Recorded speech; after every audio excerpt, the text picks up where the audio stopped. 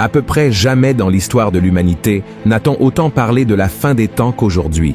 Le retour du Christ est devenu un sujet fréquent tant parmi les chrétiens que sur Internet. Et l'un des passages bibliques les plus utilisés par ces personnes est le chapitre 24 du livre de Matthieu, où Jésus parle de ce qui arrivera au monde avant son retour. C'est pourquoi, dans cette vidéo, nous ferons une analyse de tout ce que le Seigneur a réellement dit à ses apôtres sur les jours à venir. Mais avant de commencer, je voudrais vous demander de cliquer sur j'aime, de vous abonner à ma chaîne et d'activer la cloche pour être averti par YouTube chaque fois que je publie une nouvelle vidéo. D'accord?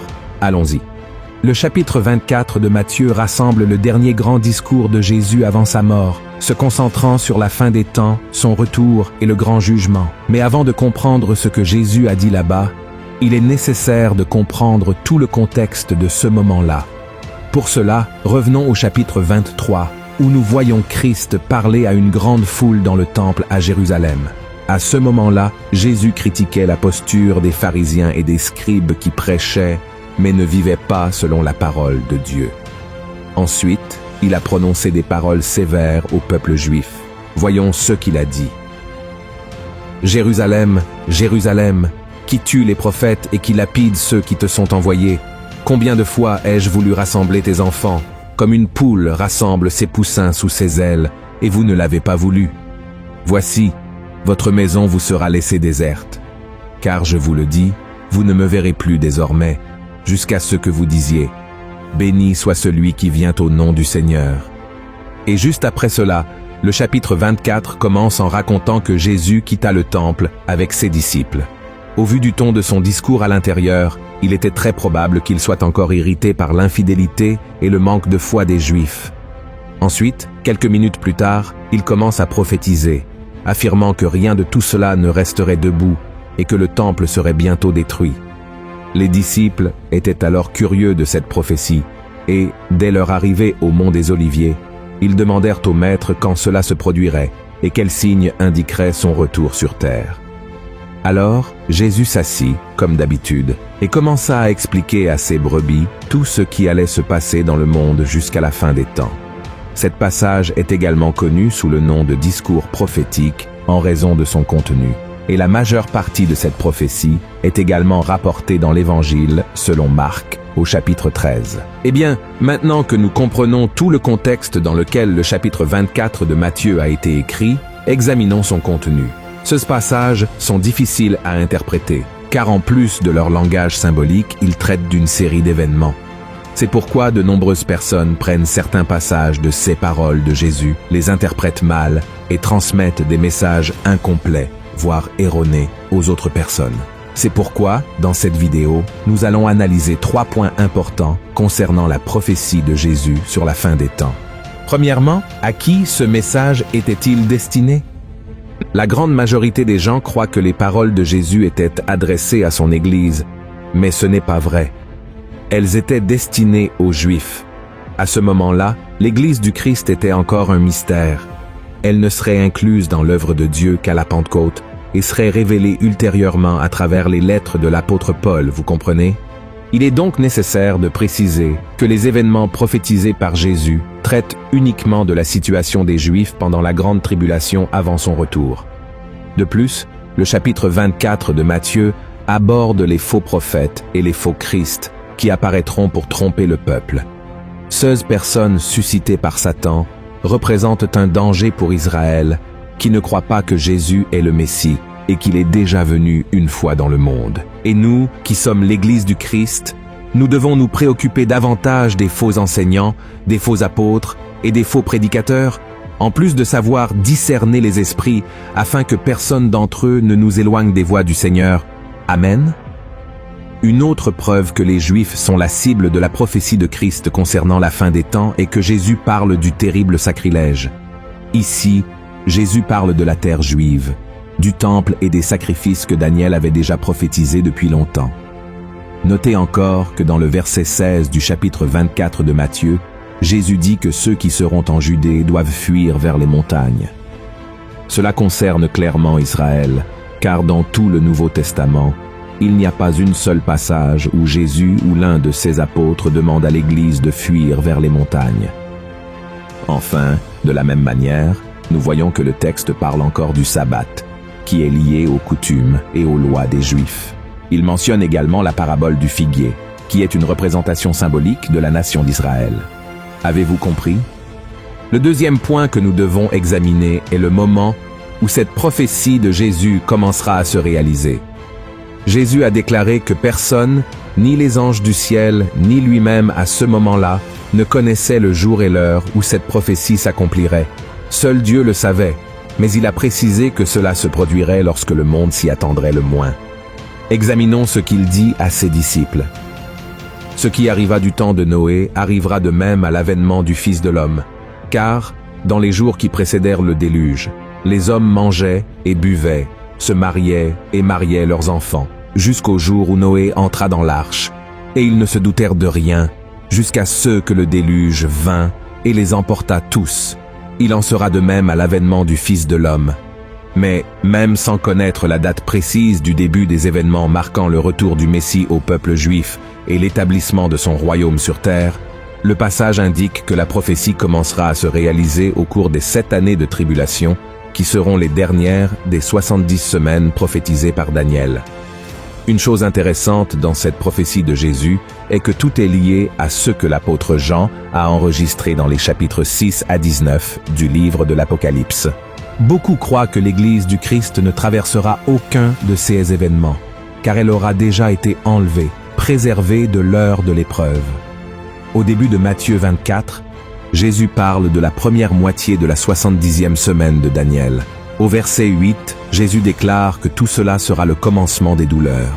Ces douleurs ne concernent pas une période quelconque, mais marquent le début du temps de la tribulation, comparé dans la Bible aux douleurs de l'accouchement d'une femme enceinte. Le début des douleurs comprend les 3 premières années et demie du temps de la tribulation, pendant lesquelles le monde sera gouverné par l'Antéchrist.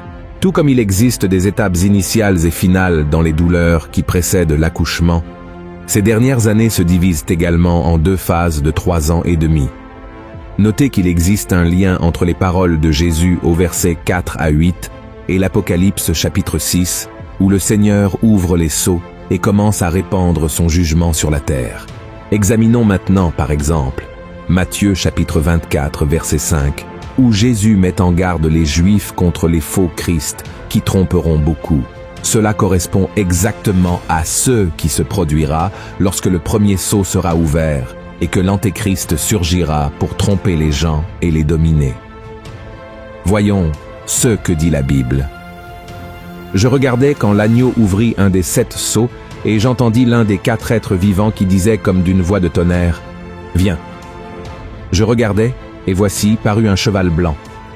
Celui qui le montait avait un arc, une couronne lui fut donnée, et il partit en vainqueur et pour vaincre. Et ensuite, toujours au verset 5, Jésus parle de guerre et de rumeurs de guerre qui se produiront. C'est précisément ce que l'ouverture du 2e sceau apportera à la terre et mettra fin à la paix. Voyez ce qui est écrit. Quand il ouvrit le second sceau, j'entendis le second être vivant qui disait « Viens !» Et il sortit un autre cheval, roux. Celui qui le montait reçut le pouvoir d'enlever la paix de la terre, afin que les hommes s'égorgeassent les uns les autres, et une grande épée lui fut donnée. Et ensuite, au verset 7, Jésus dit à ses disciples qu'une nation se lèvera contre une nation et que le monde sera touché par une grande famine, et cela est également lié à l'ouverture du 3e sceau de l'Apocalypse. Comparez la prophétie de Christ avec la vision de l'apôtre Jean. Quand il ouvrit le 3e sceau, j'entendis le 3e être vivant qui disait « Viens !» Je regardais, et voici, parut un cheval noir. Celui qui le montait tenait une balance dans sa main, et j'entendis au milieu des 4 êtres vivants une voix qui disait « Une mesure de blé pour un denier, et 3 mesures d'orge pour un denier, mais ne fais point de mal à l'huile et au vin. » Et enfin, toujours au verset 7, Jésus parle de divers événements qui coûteront la vie à des milliers de personnes, ce qui est lié à l'esprit de mort que le 4e sceau et le 4e cavalier de l'Apocalypse apporteront. Voyons ce que l'apôtre Jean a écrit. Quand il ouvrit le 4e sceau, j'entendis la voix du 4e être vivant qui disait « Viens !» Je regardais, et voici, parut un cheval d'une couleur pâle. Celui qui le montait se nommait la mort, et le séjour des morts l'accompagnait. Le pouvoir leur fut donné sur le quart de la terre pour faire périr les hommes par l'épée, par la famine, par la mortalité et par les bêtes sauvages de la terre. Et cela ne s'arrête pas là, frères et sœurs. Dans les versets 9 à 28 de Matthieu chapitre 24, Jésus commence à prophétiser sur comment sera la deuxième moitié de la 70e semaine de Daniel. Pendant ce temps, beaucoup mourront en tant que martyrs, ce qui est lié au 5e sceau de l'Apocalypse. Des événements étonnants et de grands signes dans le ciel avec l'ouverture du 6e sceau annonceront l'arrivée du grand jour de la colère du Seigneur. Beaucoup se trahiront les uns les autres en Israël. De plus, la tromperie et l'impiété augmenteront considérablement. L'amour se refroidira, ce qui signifie que beaucoup abandonneront leur foi. Mais Jésus a également assuré que celui qui persévérera en lui, jusqu'à la fin, verra son retour et participera à son règne de 1000 ans. Un autre point important révélé par Jésus aux disciples concerne la prédication de l'évangile du royaume dans le monde entier. Mais cela ne doit pas être confondu avec l'évangile de la grâce qui est actuellement prêché. L'évangile du royaume est le message qui sera transmis pendant le temps de la tribulation par le reste et par les 144 000 scellés du peuple d'Israël, attirant l'attention sur le retour de Jésus qui viendra alors pour établir son royaume, comme nous pouvons le voir dans l'Apocalypse chapitre 7. Et maintenant, j'aimerais revenir avec vous au verset où Jésus parle de l'abomination de la désolation, ou du sacrilège terrible que j'ai expliqué au début de cette vidéo, car beaucoup de gens croient que cette prophétie s'est déjà accomplie en l'an 70 après Jésus-Christ, lorsque l'Empire romain a détruit le temple. Ce érudits bibliques affirment que ce passage a trait à la parole de Jésus, qui a dit qu'il ne resterait pas pierre sur pierre du temple de Jérusalem. Mais la prophétie ne s'est pas accomplie là avec l'action des Romains. L'abomination de la désolation sera établie seulement par l'Antéchrist, atteignant son accomplissement complet et définitif à mi-chemin des 7 dernières années, comme cela a été prophétisé dans le chapitre 12 de Daniel. Cette prophétie de Daniel est clairement pour la grande tribulation, se référant à un temps de grande détresse, comme il n'y en a jamais eu auparavant pour le peuple juif. Et le troisième point que nous devons analyser, quel est le message que cette prophétie de Jésus nous apporte aujourd'hui? Mes frères, tout ce qui est enregistré dans Matthieu chapitre 24 est une alerte pour nous tous, car si la fin des temps est proche, le temps du rapt l'est aussi. Notre monde est très perturbé, agité, des conflits éclatent dans de nombreux pays et à tout moment la terre pourrait être prise par des guerres dévastatrices. De plus, une grande partie de l'humanité souffre de la faim. Les phénomènes et les catastrophes naturelles sont de plus en plus présents et de grandes pandémies tuent des millions de personnes. De plus, de nombreux chrétiens sont déjà persécutés pour leur foi en Jésus et beaucoup sont trompés par des personnes élevées par le diable. Enfin, la terre endure ses douleurs comme une femme souffre lorsqu'elle est sur le point d'accoucher. C'est pourquoi, mon cher frère et ma chère sœur, soyez prêts. Ne laissez pas l'ennemi vous distraire avec les plaisirs de ce monde ou ébranler votre foi, d'accord? Au lieu de cela, continuez à suivre Jésus, car il est le seul qui peut vous sauver et garantir votre demeure avec lui pour toute l'éternité. Amen. Que Dieu vous bénisse.